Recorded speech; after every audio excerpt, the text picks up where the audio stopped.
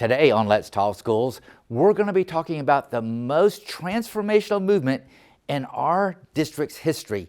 We're going to be discussing letters training for teachers and leaders. Make sure you stay tuned.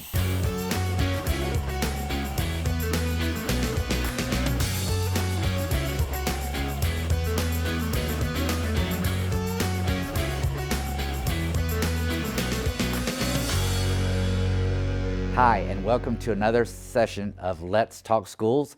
I'm Mike Looney, the superintendent of schools in Fulton County, and I can't tell you how long I have been looking forward to today's show. Today we're going to be talking about literacy instruction, and more specifically, what we're doing with our educators and our leaders around literacy instruction. I have two fantastically knowledgeable experts here in Fulton County. I have Amy Barger, the Assistant Superintendent of Learning and Teaching, and I have Deshanta Adams, who is a K-2 literacy coach. We need to talk about what that is. And you currently work at Campbell Elementary School. And I recently had the opportunity and pleasure of seeing you performing your craft at this school, so I can't wait to dig in.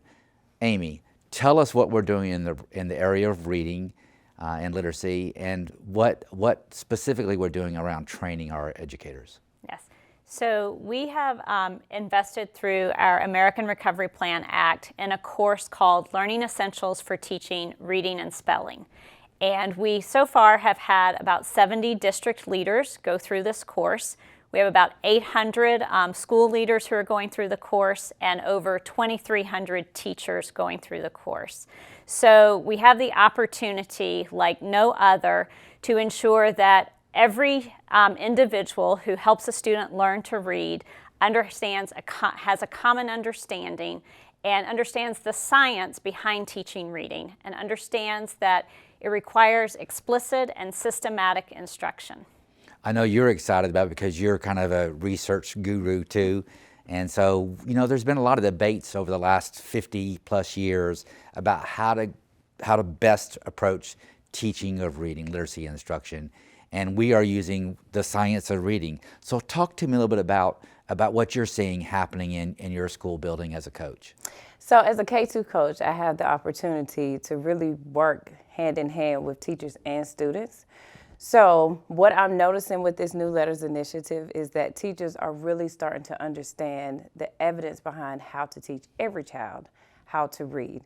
And so we've come from an area of, oh, they don't know their letters or they don't know their sounds. And now we have strategies through letters that help us really hone in on how to teach them their letters, their sounds, and how it ties into the phonics, being able to write it, and ultimately being able to comprehend what they're reading.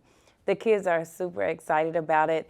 They're learning everything, and we've even noticed that when they're doing their diagnostic exams, their unit exams, they are using the strategies that we've taught them during our whole group instruction and small group instruction to learn how to answer any of the questions that they need to answer.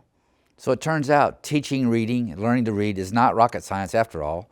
It's just applying what the evidence says is the most effective and efficient way to get from being a non-reader to a fluent comprehending reader. You've mentioned letters, and the letters is an acronym, so it stands for a bunch of work. But what's entailed in letters? So all of our teachers and leaders are going through it. What does that mean, going through professional development? I mean, talk about the course, how long it is, how much is required. Amy, if you'll start us off, and then maybe you'll follow up for us. Sure. So the course is broken into 2 volumes. The first volume really addressing the science, and particularly the cognitive science, the neuroscience behind learning to read, in addition to the foundational skills of phonemic, phonological awareness, phonics, and fluency. And then the second volume gets into the comprehension, the language comprehension, as well as writing for students. And so each volume is 8 units, and then each unit consists of reading a text, so a text accompanies the course, self-paced learning in an online platform, and then bridge to practice activities in which teachers and leaders put into practice what they've learned through the reading and the online platform. And in addition, each unit includes 6 hours of synchronous live instruction with a trained facilitator. So all put together, how many hours of professional learning is that for an educator on average? Do you have any idea? It's about 90 hours Yeah. per volume. Wow, so a total of 180 hours over a 2-year period. Yes. That is a lot of investment of time and energy on behalf of our educators. It sure is. How are they receiving it? You're in the schools. How are teachers receiving it? Well, I will say when we first started, as Amy said, the first part is about the brain and how students learn with their brain and things. And so it's a little hump to get over, but once they get over that hump, they really start to see how it applies to what they're actually doing in the classroom. The bridge to practice assignments are mind-blowing and anchoring for them because now they've taken what they read in the book, they've taken what they've watched on the modules, and now they're actually applying it with their students in the classroom. And it just really anchors for them what they're learning and why they are going through the letters course itself. So it teaches the why. Yes. Why is it that students need to learn to read this way? Why is it that they have difficulties in different areas? Yes. And the end goal is what? So we 180 hours of time over a 2-year period. What is our why? Why are we doing this? So reading is a pathway to multiple opportunities and to options in the world. And so students need those opportunities. And what we know through the science is that 95% of our students can learn to read. And right now, we're not there.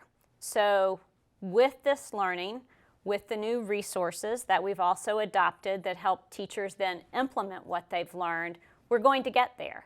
And when 95% of our students can read, then they're going to graduate from high school and be successful in whatever path they choose, college, career, or military. So I have been talking about this a lot in multiple public settings. In fact, the audience doesn't know this, but when we first started thinking about this, I actually approached all the other metro regional districts and said, this is what we're going to do, please join. We didn't cross the finish line with them, but I've been hearing that other districts are now picking up and following, and they're implementing letters training as well. So that's going to be good. So let me ask you this question. Why don't colleges prepare teachers to teach reading? After all, there are teacher preparation programs. They spend thousands and thousands of dollars. Why is it that school districts now have to go back and, or I say have to, I think we have to if we're going to get our jobs done well, but why is there a disconnect between what's happening in colleges and what we have to do or need to do in the field? So I think it goes a little bit to what you were saying around the reading wars. And while there is a large body of research that does tell us how students learn to read and what we need to do to help them, there are different researchers in those areas. And I think that sometimes colleges don't focus on all 5 pillars of reading to the same extent.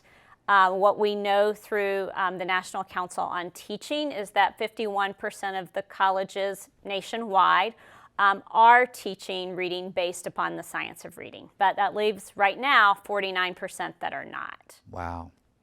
And so we're into it now. Several of us have completed all of it. Several of us have completed half of the training already. And I know, and when we first began this journey, there was some skepticism about why are we doing this? Are teachers and leaders now having aha moments? Are you starting to see a change in their thought process? Or do we still have a ways to go? What's y'all's take on that? I will say the beauty of being the K-2 coach is I get to be with K through 2, but also with 3-5 with the testing grades.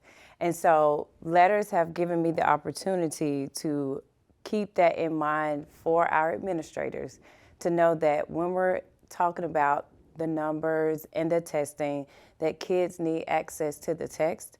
And we know that starts with the foundational skills, even though they may be in 3rd, 4th, or 5th grade.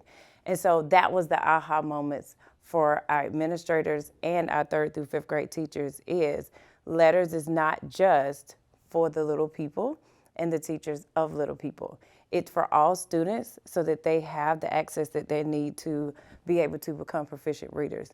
And so now they are starting to see where letters fits into their teaching practices, as well as why it is so important that we continue on this journey. You know, I relate to that because I remember looking at all of our principals and saying, okay, we're all going to go through letters training together, including myself. And particularly our high school principals were like, what are you talking about? I'm not going to teach phonics. But the truth of it is they have to understand the why, so that when a student comes to them and is not where they need to be, they know what strategies we need to employ. Amy, I know that you're in the field a lot. What are you hearing? What are you seeing? Are teachers beginning to embrace letters training in this new approach to reading? So I will say that definitely our K-5 teachers have fully embraced what they are learning. Fortunately, they have new resources this year which fully support what they're learning, so it makes the implementation easier. I think with our 6 through 12 teachers who have just started on the journey, they're where our K-5 teachers were last year. Yeah. They're still figuring it out. They're still learning the fundamentals of the why. Still learning the fundamentals, are a little skeptical. But particularly for our secondary teachers, the power of the learning comes as they get into the later units, because I was a former high school social studies teacher, and if I had known about how to really teach vocabulary, I could have applied that in my social studies class just as easily as the English language arts teacher can apply it in their class. You know, one of the epiphanies I had is how important vocabulary instruction really is to being a successful reader.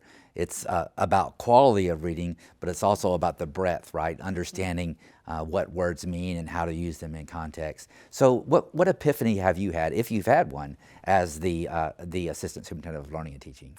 So I think for me, it was really first understanding that reading is not natural, that language acquisition is natural, learning to talk is built into our DNA, so to speak, but learning to read is not.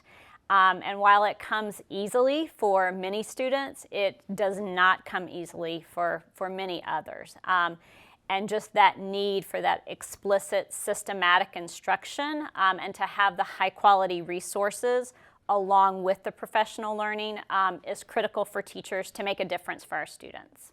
And have you had an epiphany or an aha moment? And I am halfway through my learning right now, and the biggest thing that I've taken away right now is $10 words. My grandbaby is 3 years old, and so a lot of times people are asking me how can they help their children, and I'll say, talk to them, but use those $10 words. And that's back to the vocabulary. We tend to say things very low and mediocre to our students, but they can handle it. Talk to them as if you would an adult, and so that they can start to gain that language acquisition and also use the vocabulary that they are learning within their classrooms. So that $10 word has stuck with me. I have $10 bills at home. I couldn't have led into this next segment in any better way, because the question I want to ask you is, so we are relearning how to go about literacy instruction, which includes spelling, writing, reading, vocabulary development, fluency. For the people that are not going through the training, for our moms and our dads and our grandparents that are at home wondering, is this the literacy version of new math? Mm-hmm. Is this, how do I lean into this? What is it that I need to know as a parent or as a caretaker to help my child develop in this area? What advice would you have? I know that you've said use vocabulary words, mm-hmm. robust vocabulary words. Mm-hmm. Don't just use the simplest way of mm-hmm. expressing yourselves. What are some other things that our parents should be thinking about doing? I would say be involved. A lot of times in the past, we have asked them to just do the homework with them, read a book to your child, but allowing them to do the work, but you also be involved in the work, I believe is how parents and grandparents and even community members can help our students on this new literacy journey. Very, very good advice. Amy? So I would also, as Jashunta said, talking to your students, it's about those conversational mm-hmm. turns. So it's not only about the adult talking, but the student talking back. And so asking those questions, questions not just about what's happened at school today, mm-hmm. But questions that, what's going on in the world? What are they experiencing as they're out in the community? and reading to your child. If parents could read to and with their child every day, that is optimal. And we actually, last school year, produced and have on our public website some videos for volunteers, which could be parents in the home, that as they're reading to and with their children, how they could apply some of the strategies that our teachers are actually learning, and that would help to reinforce what the students are learning at school. Very good. I could talk about this topic all day long, but we're going to run out of time. So I'm going to try to summarize. And these are sometimes difficult words to hear, but they're truthful words. Our students need for you to turn the TV off, to take the iPhone out of their hands. They need to have conversations with you. They need to be able to talk to you. They need to be able to explore words and their meanings at home. And they need good role models that value reading. I believe that Fulton County Schools is on the precipice of transformational change in the area of literacy instruction. I believe that this is going to be a national story in the next couple of years. Thank you so much for tuning into this very important conversation. Thank you for watching Let's Talk Schools with me, and I look forward to continuing the discussion with you. And now, let's go around the district in 90 seconds.